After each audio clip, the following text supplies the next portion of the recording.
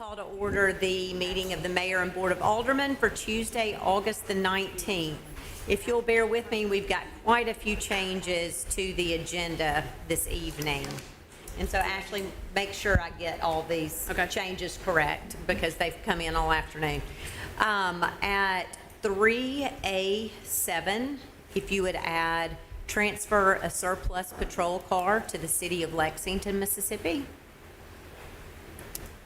At 3C3, if you would change it from request permission to accept 10 unpaid interns to accept 11 unpaid interns. If you would change the wording at 3C6 to request permission to hire 3 employees instead of 2. If you would remove number 4F. If you would instead at 4F add consider an appointment to the OPC board.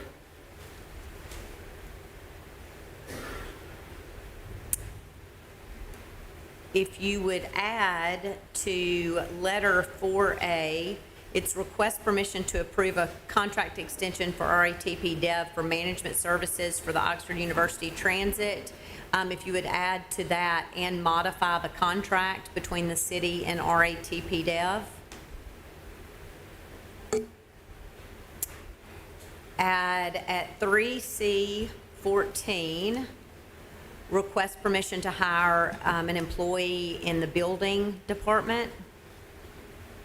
You have memos for these things, but, and then at 7.1, is that right? Or 7I, consider request to abandon the right-of-way at Landis Road. All right. I believe that's it. You think I got it? Okay, anybody else? Did I miss anything that you had? Yes, sir. Yeah, it's not abandon the right of way, it's to close the road, to close Landis Road. To close, okay. How can you close the road? There's a statute that allows you all to do it, but it's a road closing.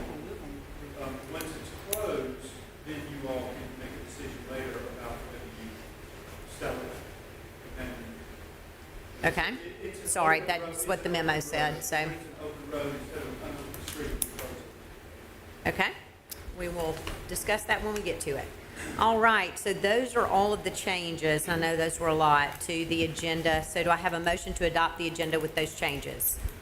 So moved. Second. All in favor? Aye. Any opposed? I guess it goes without saying that the students are back. All you have to do is take a quick drive to Jackson Avenue West to realize that quickly. I would ask you to please be patient with our environmental services folks. We have, it seems like every student that moved in a neighborhood unpacked 4 televisions in the past 2 days and moved out 3 sofas, and they're all by the curb. So just know that our crews with the knuckle boom are going as fast and hard as they can to clean all of that up.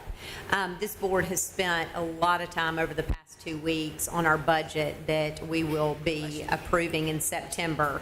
And I'm happy to say that this budget will require no millage increase this year. University Avenue and Highway 7, lots of confusion for sure in the What's Happening in Oxford Facebook page about the fact that there are 2 different contractors. I think it's important to know for the University Avenue Highway 7 project and the roundabout at North Lamar and Molly Bar. 2 separate contractors, one does not affect the other. The projected finish date when we began the work at University and Highway 7 was spring of 2026. We suspect that that will actually be finished end of October, 1st of November of this year. So they are very much ahead of schedule.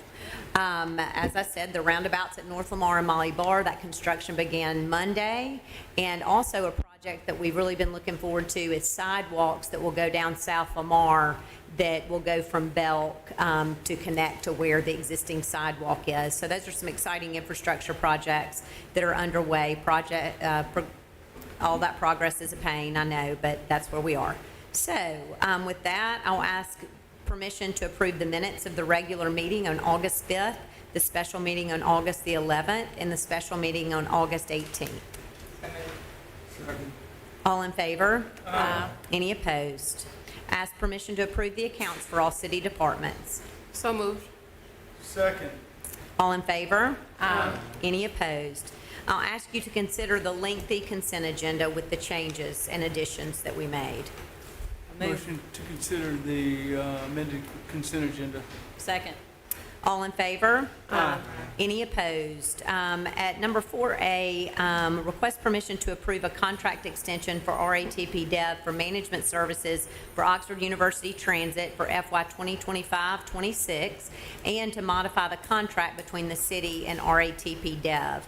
So Ashley, are you going to take the lead on the contract Yes, we change? realized today that in the contract, there was a very short sentence that referred to the residency of the manager, and it said that the manager had to reside within the city limits. And after speaking with the mayor, that was something we were not at issue with.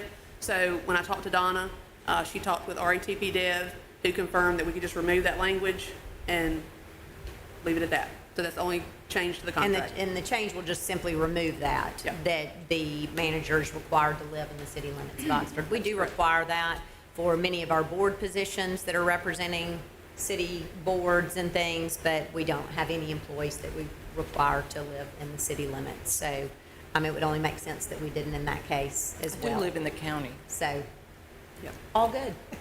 All good. All right, so Donna's here to ask permission to approve the contract extension for RATP Dev for their management services of ALT. So the contract is between RATP Dev and the city is a 3-year contract with 2-year extensions. This would be the 2nd year extension that I'm asking permission for me to stay on longer. So moved. Second. All in favor? Any opposed? Thank you, Donna. Thank you. Seth, if you want to come up and give us a quarterly report from the Oxford Park Commission. Winding down the pool. Yeah, pool has closed. Well, I say it's closed. It's not open Monday through Thursday. This is the last, maybe last Friday was the last Friday. I'm going to say, is there high school football this weekend? Right. That's why, so we're not open on Friday. That means because- it's over. Yeah. Yeah, so we're still open on Saturdays and Sundays, so we're Great. still doing what we can. So obviously you've got your packet, and I'll be glad to go over individually anything that you have. But just a few things I want to highlight. We've been doing Mother's Day events for a couple of years now. This is the first year we added a Father's Day event, actually dodgeball with dads. So if you can go back on our social media, see that we had 17 different families sign up where dads and their kids got to come up and play dodgeball, and I had a parent email me afterwards. He said, I've never had so much fun trying to throw a ball at my kid's face as they could have. So we took that as a compliment. Now, whether or not it was, we don't know, but we thought that. We But that also was put him on a list we're concerned about. No, we did that. So facility rentals, we had 167 between the months of April, May, and June, and so that's our pavilions or Stone Center and those types of rentals. 5,032 people at least tracked for our LLO program, went through exercise programs and stuff that we offer through that. So we started 2 years ago, offering like a secondary season for flag football in the spring and volleyball in the spring. And first year of flag football, we had 200 participants that played in the spring. Last year we upped it by 50 more kids came out, so 250 kids came out and played flag football in the spring this year. What we're seeing, the way we've done so many primary seasons versus secondary seasons, so if a kid is just all about baseball and that's all he wants to do, a kid, and they're not playing travel league, want to play rec ball, we don't make that kid wait 10 months to the next time they can play, so we're doing that. So what it causes some is what we think is maybe in the fall we lose a few flag football kids because they're already playing in another season. We've got all these other sports, so going at the same time. So we didn't go down many, probably about 30 kids in the fall that we lost this year, but that's part of it. Spring baseball had 473 kids in it. We were down 27 kids from last year to even 500.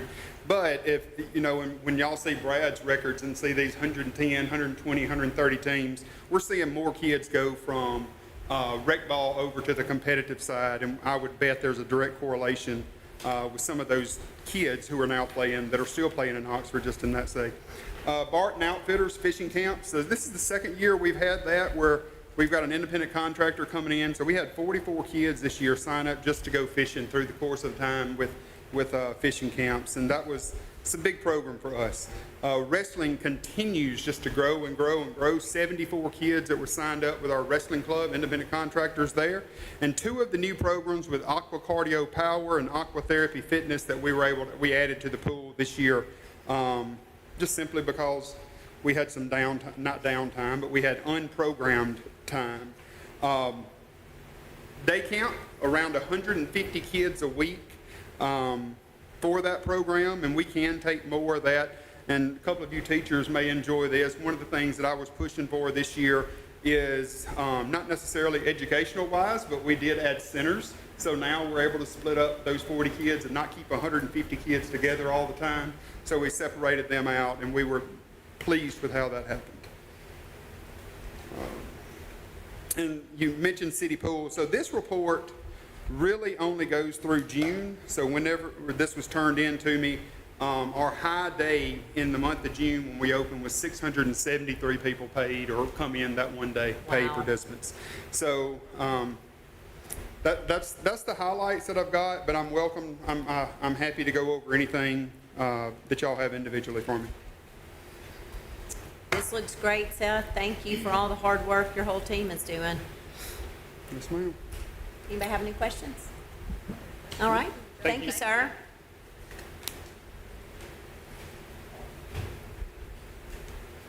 Mr. Freeman, how are you? Request approval of 2 purchase agreements for equipment for M-Trade Park. Yeah, we're just here tonight to request approval, get these purchase agreements going. They have the Hit Tracks Pro and Fungal Man have about a 22-week lead time, so this kind of gets us in our spot in order. So that's what we're here to ask tonight. And this was something that was approved the other day in the budget meeting, but these are the actual purchase contracts that will get that money going to them. And we Do we have to won't do them- have a bill Do we until have to do them after individually, or October. can we do them all? You can do them together if you'd like. I'll separate them in the minutes, but you can do I'll them make together. that motion. Second. All in favor?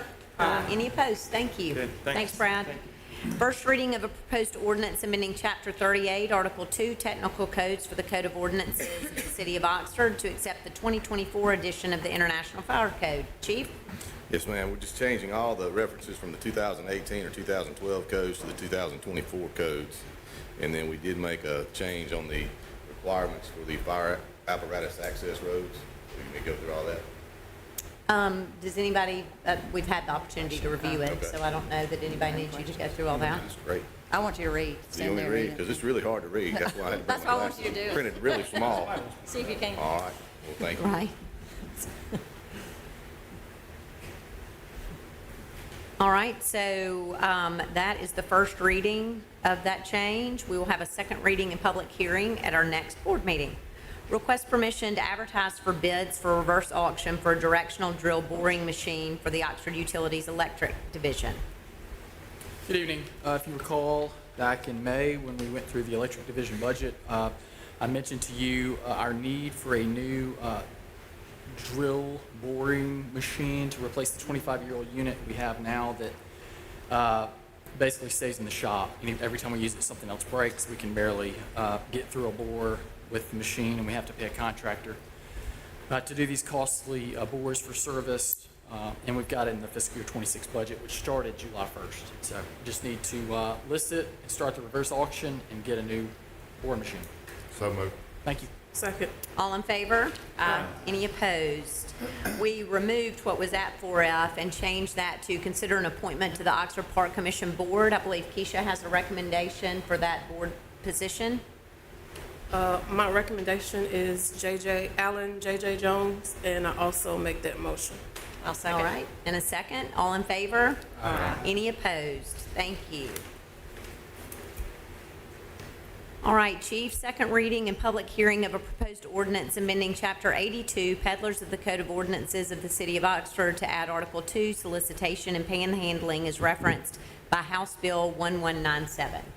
Yes, ma'am. So we made no changes to the first reading. And again, just some of those highlights were following that state law and then setting the parameters on how much notice that we would need, how often they could occupy that space, and then what was the cooling off period to reapply. So those were the highlights that are in the ordinance, and again, nothing changed from our first reading.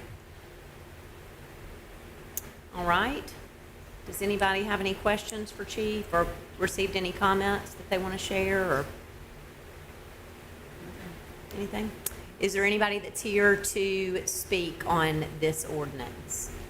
It's a public hearing, so anyone that's here to speak is welcome to come forward. All right. With no one here, Board, would you like to vote at a third reading, or does anyone want to make a motion tonight for the changes? Second. All right, a motion and a second. All in favor of this amendment to this ordinance? Aye. Any opposed? Thank you. Request permission to approve a parade assembly permit for Oxford High School to host a homecoming parade on September 21st at 6 p.m. Yes, ma'am. So from OIS around the square and then back. So it's SROs will handle this detail. This is the one we do every year. Okay. Can I make a motion for that or no? Let's go. Okay. I'd like to make a motion. Okay. Second. Second, all in favor? I Any didn't know if opposed? I could recuse. Thank you. That's right, when it's a, Yeah, just watch, just wait, just wait. consider a request from Seven Brew Coffee to hire uniformed off-duty officers for traffic details. Yes, ma'am. With the new business opening, there's a couple of peak times up until like the 24th that they've requested to have an officer out there help direct traffic. So just requesting permission to be there. All right, we've done this for numerous businesses. All in favor? Any opposed? Thank you. Yes, ma'am. Thanks, Chief. Request approval of a preliminary plat for case 3247 York Developments, Chance Walker for York Flats for property located at Anchorage Road, being further identified as PPIN 6384. James. Good afternoon. Good afternoon. So this is a little over 10 and a half, it's a little under 10 and a half acres, a little over 10 acres on the north side of Anchorage Road, just past the intersection with King Street.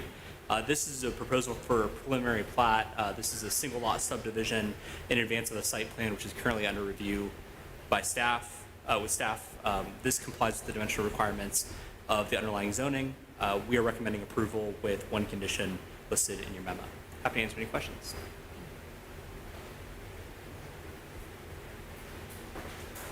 All right, does anybody have any questions for James? Make a motion, we approve.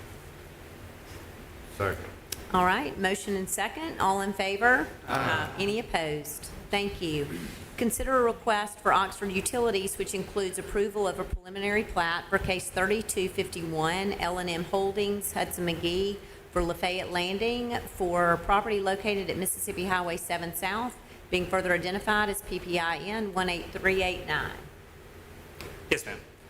This is a request to extend city utilities for a property which is just behind the Rebel Gas Mart off of Highway 7.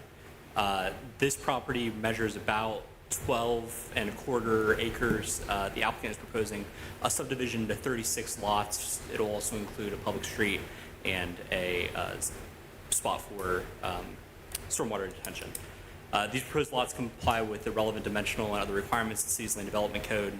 The Planning Commission recommended approval of this plat and the extension of city utilities at the meeting on August 11th with the conditions listed in the staff report. Similarly, we are recommending approval of the preliminary plat and the extension of city utilities tonight with the 6 conditions listed in your memo. Happy to answer any questions. May I have any questions? So moved. Second. All in favor? Any opposed? Second reading and public hearing on a proposed ordinance amending the zoning map for case 3234 by Snyder Development LLC, Greg Snyder, to rezone 10 acres from suburban residential to neighborhood residential for property located on Northwood Trails and Chrisman Road, being further identified as PPIN 27674. Ben. Yes, ma'am. So nothing has changed. Just a reminder, this is a zoning amendment to change the underlying zoning from suburban residential to neighborhood residential. We've not received any public comments since this was previously presented. I know the applicant is here or has representatives that are here that could speak to this item. All right, as this is a, do you have a question What's before I ask the zoning public? around, my understanding is the zoning around this property is neighborhood residential. That's correct. And in 2017, is that when it was designated suburban residential? It was. Okay. All right, this is a public hearing on this proposed ordinance amending the zoning map. Is there anyone here to speak on this issue?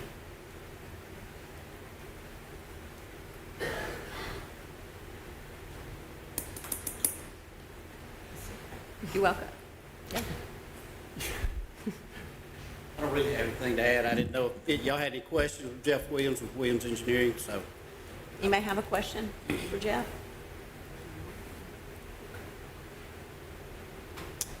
And no one's here to speak? So it was, No question. I was just gonna make a motion that we bypass the third reading and vote this evening. okay? So that's a motion. Do we have a second? I'll second. All right, all in favor? Any opposed? Thank you. Second reading and public hearing on a proposed ordinance amending the zoning map for case 3245 by Snyder Development LLC to remove 10 acres from Blackberry Hills planned unit development for property located on Northwood Trails and Crispin Road, being further identified as PPIN 27674. So The same piece that of you just property, rezoned. plus it includes the Rowendale property, and this is a request to remove it from the Blackberry Hills PUD.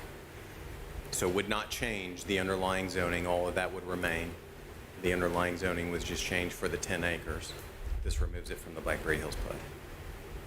Approximately, what is the total acreage of the PUD? The whole PUD? Just this.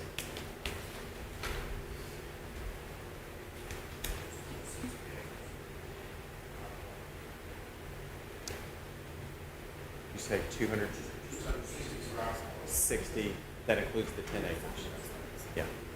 So Rowendale's Sorry, with this 50. fan going, we can't hear you. well. Rowendale's 50, and then the 10 acres, so a total of 60 acres. So it's a total of 60 acres. This 10 acres is owned by a different person than the other 50.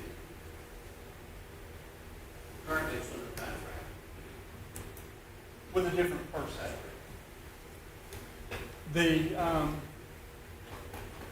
And I'm gonna call it a PUD. I know there's a difference of opinion there. Does it exist, or have you uncovered covenants that require the file from the PUD, an operating agreement, so to speak, as to the application of PUD, how it works, and things of that nature? I guess, why do we call it a PUD and they don't? Well, the board previously approved it to be a PUD. We went through a zoning process and we maintained it as a PUD. So we believe it is a PUD. However, we believe that the documentation associated with that PUD is certainly lacking. Overarching covenants is an important part. We've encountered that with Oxford Commons in the past, and something that we've worked to remedy. Those don't appear to exist. The information, you typically have a lot and block chart associated with a PUD, or it's defined just in areas and would be consistent with the existing land development code. And that would help you navigate how to develop it, so that way it would be developed in like a cohesive vision and manner. And so the lot and block chart associated with this provides, as an example, it provides that densities vary in certain areas of the PUD. So I don't know if that means that we can have 20 units per acre, or if it's intended to be 4 units per acre. So the vision doesn't really exist in that manner. So the villa clusters is one of the areas designates villa clusters, but it doesn't describe what a villa cluster is. It doesn't tell me how to administer that to a potential developer, and that's the problem that we have consistently encountered with people that have sought to develop these elements. So when we say the information is lacking, those are examples of what does not exist with the Blackberry Hills PUD. And that problem will continue until eternity. I guess as long as that's there, that problem will always be there. The fact of lack of information and I've been here for over 10 years now, and I have met with, dozens of potential developers on this site who ultimately walk away because of the lack of understanding of what they can or cannot do. So I would suspect that would continue. And so, this in essence removes 10 acres from a larger grouping of 60 acres. The 50 acres, again, my understanding, you may not have knowledge, and Jeff may be able to establish this, is that the 50 acres is a separate party under contract. You can, sure. George? George Hamons, I represent the purchaser of the 10 acres. Just to clarify, Brian and I had a conversation. I wanted the rest of the board to kind of have an understanding. Ben's done a great job of explaining the issues with the PUD, why our legal opinion is that it's not a great PUD. There's over 260 acres total in the original PUD, correct? 50 acres is Rowendale. It's developed, it's established, it's not expanding in their 50-acre footprint. The 10 acres that is next to it was future land owned by the Highland Square / Rowendale developer and the successors.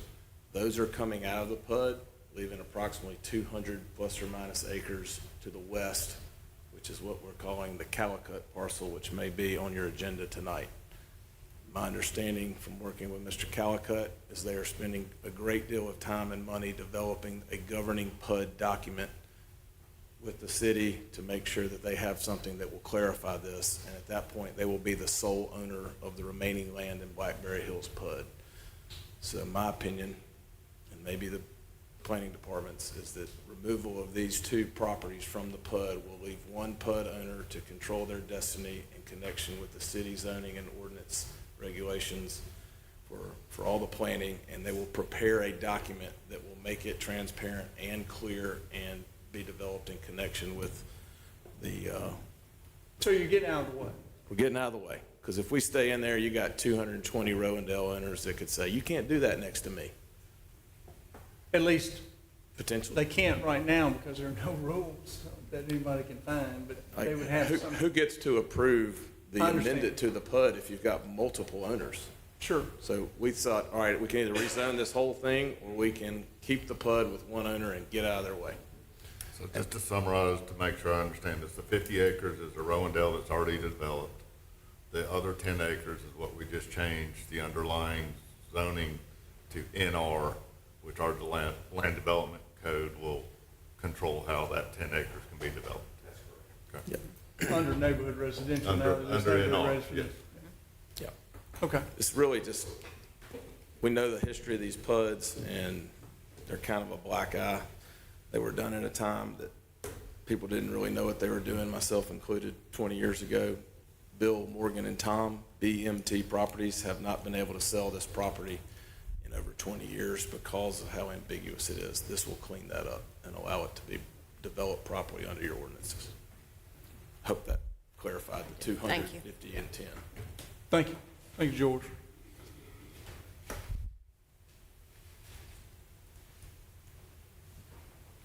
All right, any further? One more question for Ben. I'm sorry, anybody can jump in.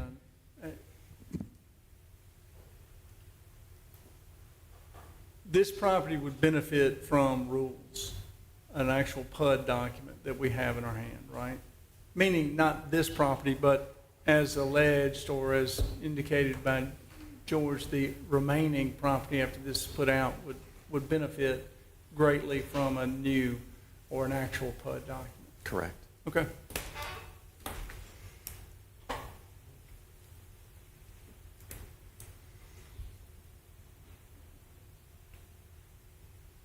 I don't have anything else. You rest. All right. Any other questions or comments? All right, this is the second reading and public hearing. Do you want to move forward with a vote tonight or postpone for a third reading? I'd make a recommendation that we move forward with the vote tonight. I'll second. All right, all in favor? Any opposed? Thank you. First reading of a proposed ordinance amending the zoning map for case 3253 by Elizabeth Fitz to rezone .44 acres from suburban residential to neighborhood residential for property located on Northwood Trails and Crispin Drive, being further identified as PPIN 30663. Okay, so the 10 acres surrounds a .44 piece of property that's inside of the PUD, but it's also owned by Elizabeth Fitz, who owns a larger piece of property which has her house that's outside of the PUD but contiguous with this piece of property. And so, like the 10 acres, the best that I can figure is this was a piece of property that was sold to her to provide some sort of a buffer between development and her property. And so that's the best I can figure out why it's about .44 acres and it be included in the property. I've gone back to all the documents that I can find and it has always been included in the PUD boundary. So it's not a mistake. It was intended to be that way. But now she's requesting a similar rezoning for the underlying zoning to be changed from suburban residential to neighborhood residential. The circumstances and the facts that were previously provided with respect to change and need are included in your application. And for the same circumstances as staff previously recommended, we recommend, as does the Planning Commission, the change in this instance. All right, so this is a first reading, so we'll have a second reading and public hearing. Does anyone have any questions before we move to the next item? All right, first reading of a proposed ordinance amending the zoning map for case 3254 by Elizabeth Fitz to remove .44 acres from Blackberry Hills planned unit development for property located on Northwood Trails, Crispin Drive, being further identified as PPIN 30663. Same piece of Same property. piece of property, same. Similar request to as we remove just this from considered. the Blackberry Hills PUD. Again, this is a first reading. We'll have a second reading and public hearing at our next meeting. First reading of a proposed ordinance amending the zoning map for case 3255 by Andy Callicutt to amend the Blackberry Hills planned unit development for property located on Molly Bar Road and Blackberry Hills Parkway, being further identified as PPINs 4975, 5004, 5047, 26268, and 30362. Yeah. It's a lot. So now we're back to, as George referenced a few minutes ago, this is the Andy Callicutt piece of property. So this is the additional 200 acres. Yeah, it's about 193. It's everything that's west of existing developed Rowendale. Okay, so this is a request for an amendment to amend the Blackberry Hills planned unit development. At the August 11th, 2025 Planning Commission meeting, after determining that there was sufficient change in the character of the neighborhood and that there was a public need, Commissioner Latimer made a motion to recommend approval of the requested rezoning to the Mayor and Board of Aldermen. That was seconded by Commissioner Murphy. That motion unanimously carried.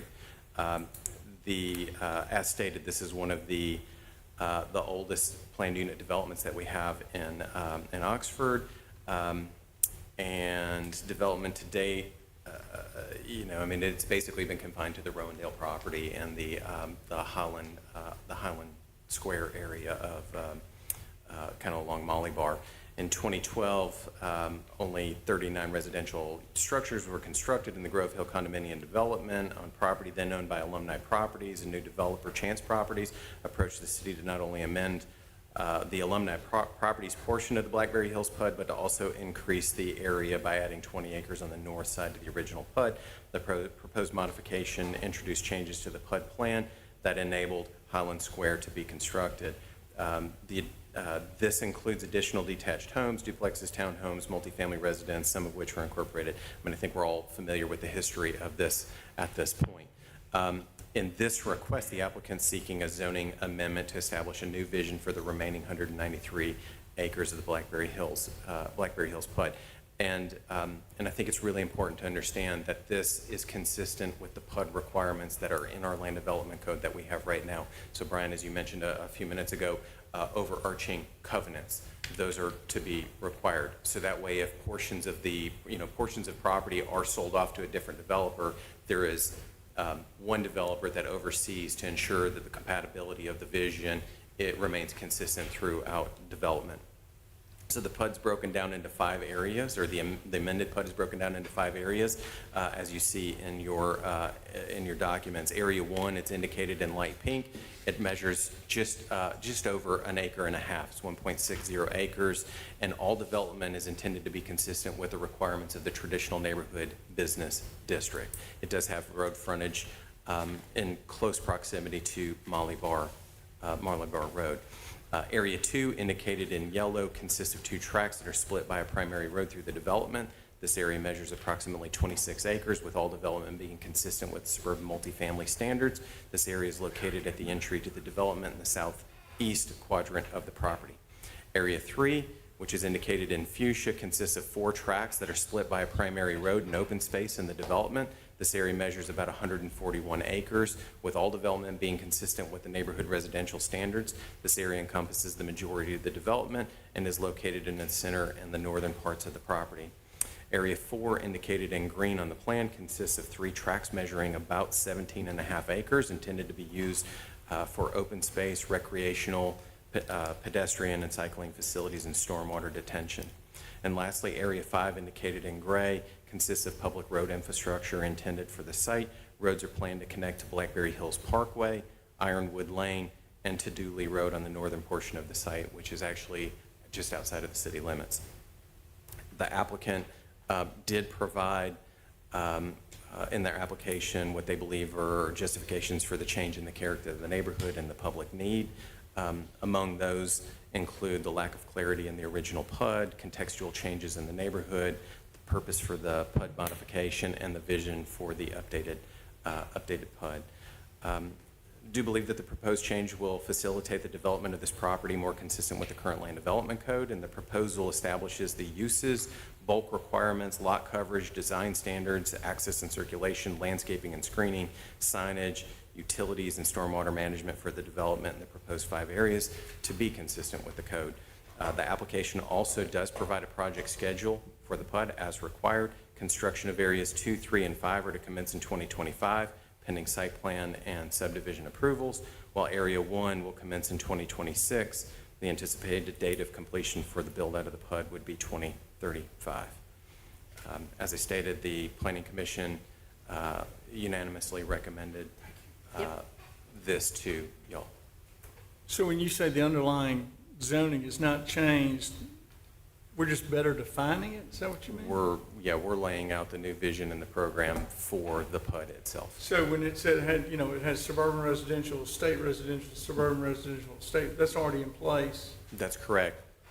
The requirements of this PUD as we're laying out will govern how it is developed. Good job.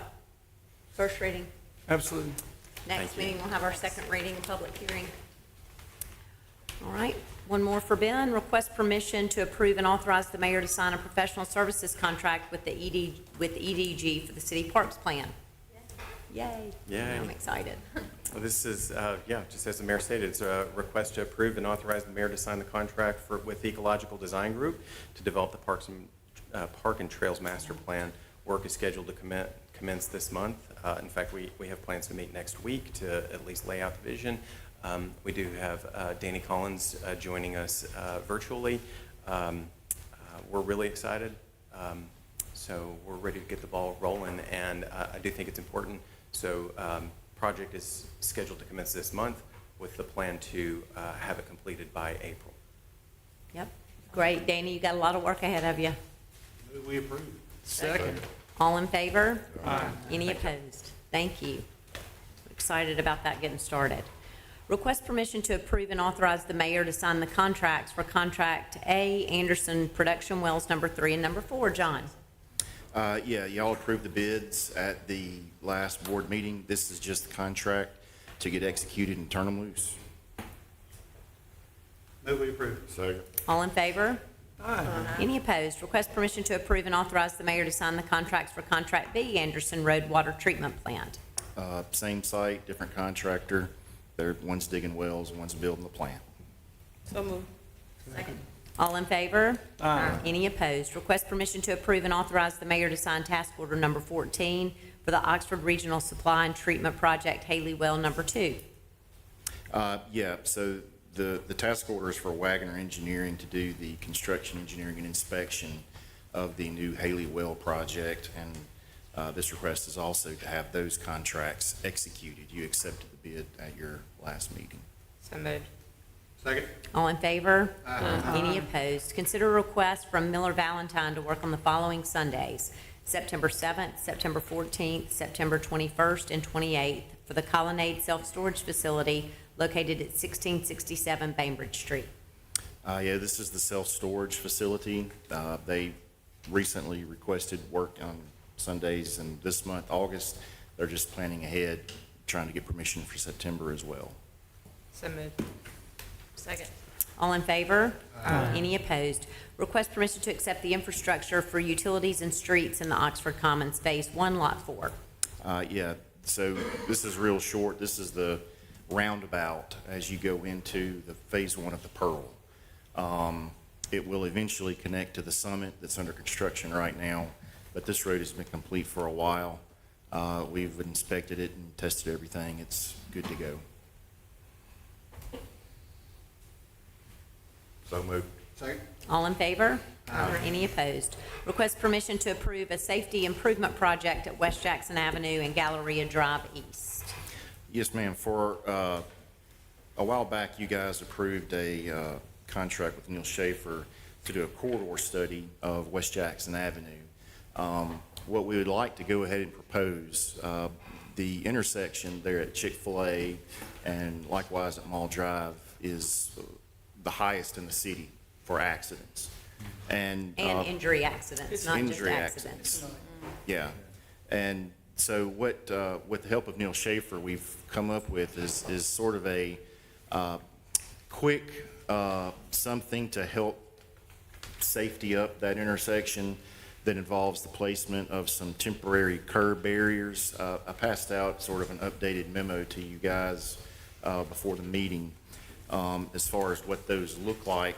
And there should also be sort of a blow-up map with some yellow On the lines. last page. Yeah, on the last page. The intent is to eliminate left turns coming out of the Chick-fil-A intersection and also the driveway across the road coming out of Goose Creek Mall. They would be allowed to make right-hand turns, and traffic on Jackson Avenue would be allowed to turn left into them, but there would be no left turns coming out of either of those intersections. The temporary curb barriers that we're looking at, there's two options in that package that you have that indicates what they look like and what they cost. The street department would be able to install these curbs, so it'd likely be a material-only cost. I would prefer the more expensive of the two, just because of their sturdiness and their aesthetics. and their aesthetics and their sort of imposing perception upon drivers. So you're looking at around 50 grand. Do we have a definition of temporary? Temporary as in, after a while, if you don't think they're working or if you don't want them anymore, we can go out and remove them Well, and I would without I tearing. would say Temporary temporary. to permanent. Well, I would say temporary in that we have a long-range plan for all of Jackson Avenue. Sure. That's that correct. If we were to receive federal funding, which we've applied Yeah. for this project, if we were to receive that and be able to implement what we think from Gertrude Ford to Highway Yeah. 6 would be the best plan. Yeah. It's This is in lieu about of- an $85 million yeah. project, and so if we were to get federal funding, then this would be temporary. I'm with you. Right. But And it'll be temporary there means- until we have another solution. Right. Right. This would be in lieu of advertising and bidding a much larger scale, more expensive project, Which is coming. which is coming. That's right. Yep, which will eventually get here, but So what's the lead time on the material? Mark, what's the lead time on these quick curbs roughly? 2 weeks? So we're talking this year's budget, yeah, potentially? yes, it will be. It'll be here in 2 weeks. Do you have funding in a line in your budget for this project, in our projects line? So the projects that are eating up my capital budget line item wise are just now getting started. So there will be zero to no expenditures on those projects out of this fiscal year. So we could use some of that money to do Is this a that. capital or an expense since it's temporary? I mean, it's, I would still put it as a capital. because of the cost, it's gonna be capital, because it's going, you're gonna go with the 49,000. Yes.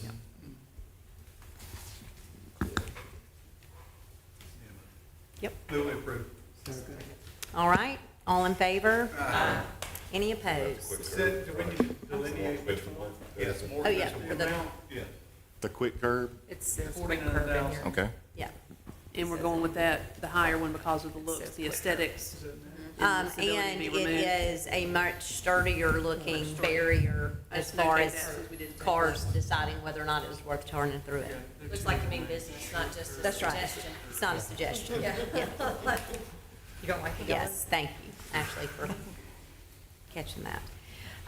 All right, request permission to approve and authorize the mayor to sign an engineering contract with Elliott and Britt Engineering for the North Lamar Boulevard Corridor Plan. Yes. So this is an agreement for Elliott and Britt to make design recommendations, construction drawings for the North Lamar corridor from Price to the roundabout that's now under construction. $250,000 is the cap. All the surveying has been done. They're just going to pick it up and go with it. Move approved. Second. All in favor? Any opposed? Request permission to approve and authorize the mayor to sign a contract for the purchase of land from the Davis Estate on Anderson Road. Yeah, this is for actually the project that's under construction. The well site, there's a 50-foot by 50-foot piece of landlocked property that you guys approved us to make an offer on a while back. And we've talked with the owner and come to an agreement with him. So this is the contract for purchase we're asking the mayor to sign so we can get that taken care of. So moved. All in favor? Any opposed? And then we have one last item that was added, which is request to close Landis Road. Yeah, so at the last meeting, we tabled this, but the adjacent property owner has come back with a revised area of closure, which does not abut, the only property it abuts is them. Now, I did have a conversation with the other adjacent landowner who actually came to my office this morning and is excited, has no objections. He was very open to the idea. So the request here tonight is to actually close that portion of Landis Road, not abandon it, but to close it and then at the board's discretion, if you so choose, proceed to get appraisals for the value of that right-of-way. We're just closing that portion of Landis Road. Mm-hmm. When it was first stated we're closing Landis Road, that had me worried about the entire roadway. No. I understand, Yeah. I understand Landis Road set up, Yeah. so. I'll move we approve. Second. All right? All in favor? Any opposed? Thank you. All right, I will ask the board to consider an executive session. So moved. Consider executive.